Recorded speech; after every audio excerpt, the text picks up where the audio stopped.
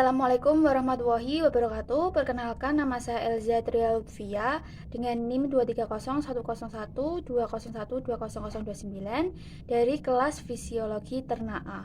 Pada video kali ini saya akan menjelaskan langkah-langkah yang dilakukan pada praktikum acara 1 serta sedikit mengulas mengenai sistem organ yang meliputi organ pernafasan, organ pencernaan, dan organ reproduksi yang meliputi jantan maupun betina. Pertama-tama, siapkan alat dan bahan yang diperlukan. Selanjutnya, dilakukan penyembelihan pada ayam. Kemudian, dilakukan pembedahan pada perut ayam untuk diambil organ dalamnya. Pembedahan dilakukan secara hati-hati agar tidak merusak organ bagian dalam pada ayam tersebut.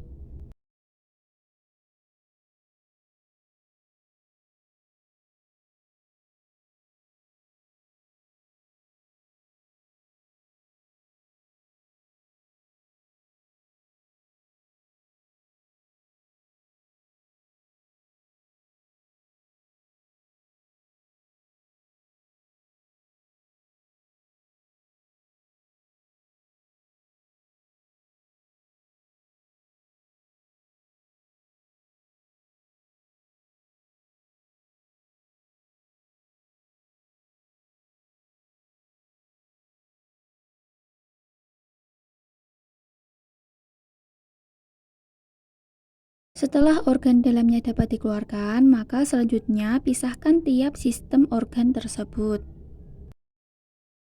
Selanjutnya saya akan mengulas mengenai sistem pernafasan pada unggas. Pada bagian paling atas terdapat glotis. Setelah melewati hidung, udara masuk menuju pangkal tenggorokan melalui faring. Faring terletak di hulu tenggorokan dan sebagai persimpangan antara rongga mulut ke kerongkongan dan rongga hidung ke tenggorokan. Setelah melalui laring, udara selanjutnya menuju ke trakea. Trakea berfungsi untuk menyalurkan udara ke bronkus yang diteruskan ke paru-paru. Pada percabangan trakea, terdapat bronkus yang kemudian bercabang lagi menjadi bronkeolus. Antara bronkus dan bronkeolus memiliki fungsi yang berbeda, di mana bronkus berfungsi untuk memastikan kualitas udara yang masuk, juga mematikan bakteri yang masuk.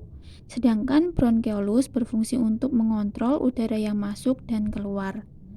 Paru-paru terdapat pada ujung bronkeolus yang berjumlah sepasang, yang dibungkus oleh selaput yang bernama pleura. Fungsi dari paru-paru adalah untuk mencukupi oksigen yang diperlukan tubuh untuk pembakaran dan untuk pembentukan tenaga, serta berfungsi untuk mengeluarkan sisa pembakaran yang berupa karbon dioksida dan uap air. Selanjutnya, saya akan menjelaskan mengenai sistem pencernaan pada hewan non-ruminansia, yaitu ayam. Pada sistem pencernaan ayam dimulai dari mulut, di mana pada mulut terdapat paruh yang berfungsi untuk mengecilkan ukuran partikel pakan dengan cara mematuk. Di dalam mulut juga terdapat sekresi saliva oleh kelenjar saliva, yang mana saliva tersebut mengandung enzim amilase yang berperan dalam pencernaan kimiawi pada pakan. Selanjutnya terdapat esofagus, yang merupakan saluran yang menghubungkan mulut dengan crop. Di esofagus juga terdapat gerakan peristaltik untuk mendorong pakan menuju ke crop. Selanjutnya, pada crop atau tembolok berfungsi sebagai tempat penyimpanan pakan sementara, melunakkan pakan, serta pencernaan kimiawi dengan enzim amilase.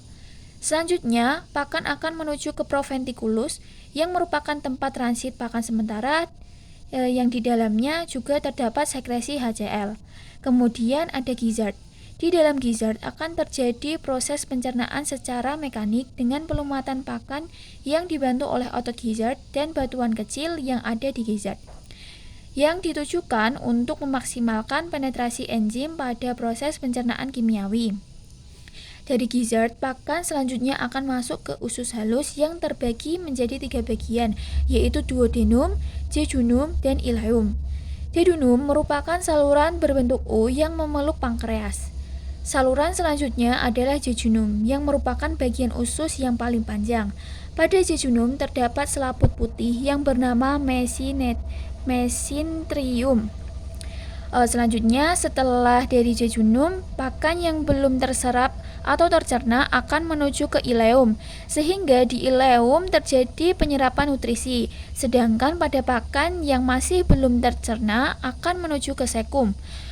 Pada unggas terdapat satu pasang sekum yang membentuk percabangan sekum. Sekum atau usus buntu berfungsi untuk pencernaan secara fermentasi oleh mikroorganisme.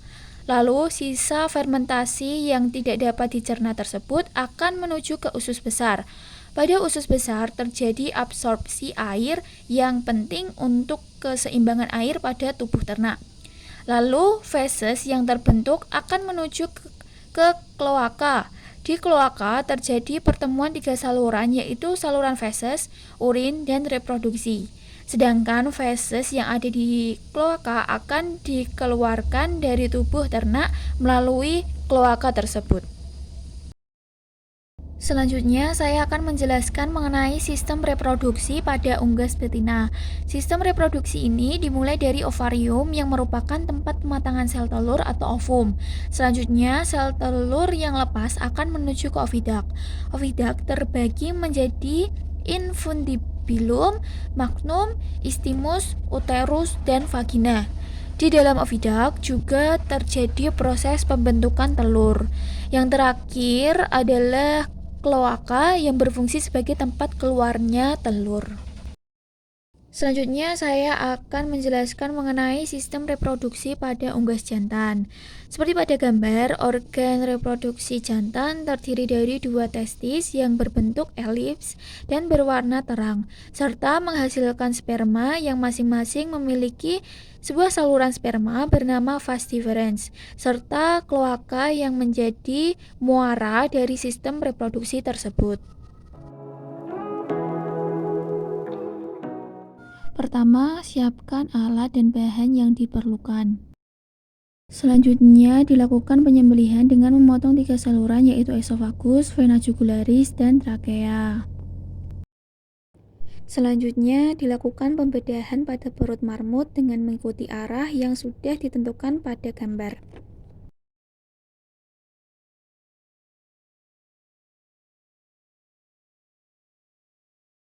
Pembedahan dilakukan secara hati-hati agar tidak merusak organ dalam pada perut marmut.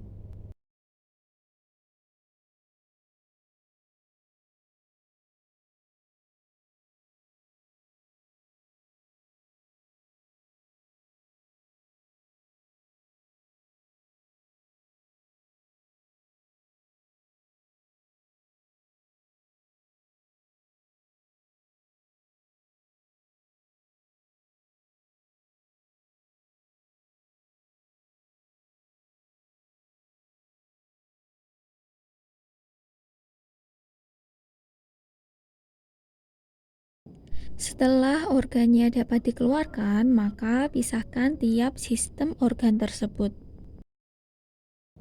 Selanjutnya, saya akan menjelaskan mengenai sistem pernafasan hewan pseudoruminansia. Sistem pernafasan hewan pseudoruminansia terdiri dari hidung, laring, trakea, bronkus, bronkeolus, dan paru-paru. Hidung berfungsi untuk menyaring udara dan mengatur kelembapan udara. Kemudian laring. Laring berfungsi untuk mencegah benda asing masuk dalam saluran pernafasan. Selanjutnya adalah trakea yang berfungsi sebagai tempat lewatnya udara menuju paru-paru. Percabangan trakea adalah bronkus dan percabangan dari bronkus adalah bronkeolus.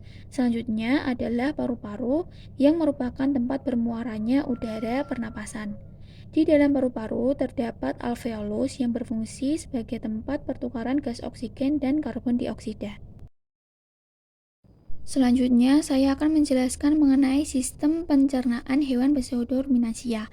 Berikut gambaran dari organ pencernaan hewan pseudoruminansia, di mana setelah makanan masuk melalui mulut dan esofagus, maka makanan akan bergerak menuju lambung yang berfungsi sebagai tempat penampungan makanan sementara dan tempat pencernaan enzimatis.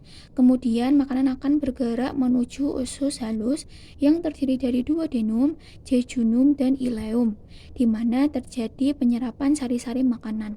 Lalu menuju ke sekum, yaitu tempat terjadinya fermentasi serat kasar, lalu menuju ke usus besar yang terdiri dari kolon dan rektum, di mana rektum adalah tempat untaian feses di mana nantinya akan dikeluarkan melalui saluran akhiran yaitu anus. Di sini saya akan menjelaskan mengenai sistem pencernaan ternak ruminansia.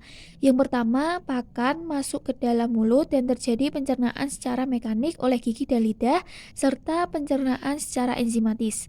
Selanjutnya, makanan masuk ke esofagus untuk selanjutnya disalurkan ke retikulum. Retikulum atau lambung jala berfungsi untuk mencerna makanan menjadi bolus atau gumpalan-gumpalan, lalu melakukan pemuntahan kembali ke dalam mulut untuk dikunyah kembali atau dimamah biak.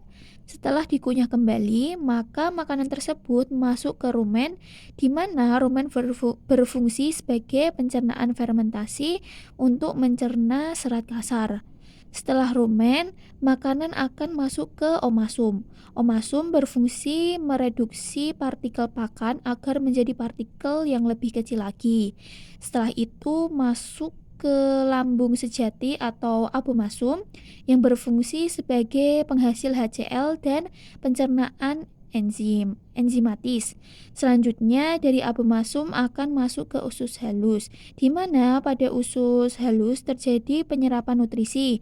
Setelah itu masuk ke usus besar dan di usus besar terjadi pembusukan makanan untuk menjadi feses. Setelah itu, feses tersebut akan keluar dari tubuh melalui rektum. Organ selanjutnya adalah organ pernafasan pada ternak ruminansia. Yang pertama adalah rongga hidung yang berfungsi untuk menyaring udara yang masuk serta mengatur kelembapan udara. Setelah dari rongga hidung, udara akan melewati faring dan laring, lalu selanjutnya seperti yang terlihat pada gambar yaitu trakea yang berfungsi sebagai saluran udara ke paru-paru. Selanjutnya terdapat percabangan trakea yaitu bronkus dan percabangan bronkus yaitu bronkiolus. Kemudian yang terakhir adalah paru-paru. Pada paru-paru terjadi pertukaran karbon dioksida dan oksigen. Itu semua karena terdapat alveolus di dalam paru-paru. Selanjutnya, saya akan menjelaskan mengenai organ reproduksi pada ruminansia jantan yang terdiri dari testis yang berfungsi sebagai penghasil semen.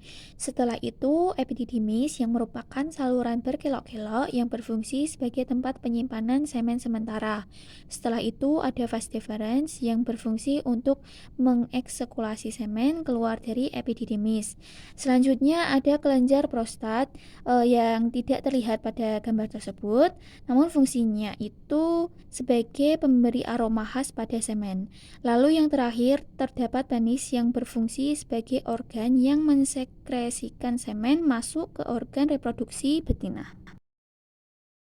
Pada gambar tersebut merupakan gambar dari organ reproduksi ternak ruminansia betina yang terdiri dari ovarium yang berfungsi untuk menghasilkan ovum. Selanjutnya ada oviduct yang merupakan saluran penghubung ovarium dengan uterus yang terbagi menjadi tiga yaitu infundibulum, ampulla, dan isthmus. Selanjutnya adalah uterus yang memiliki fungsi utama untuk menyimpan dan memelihara embrio.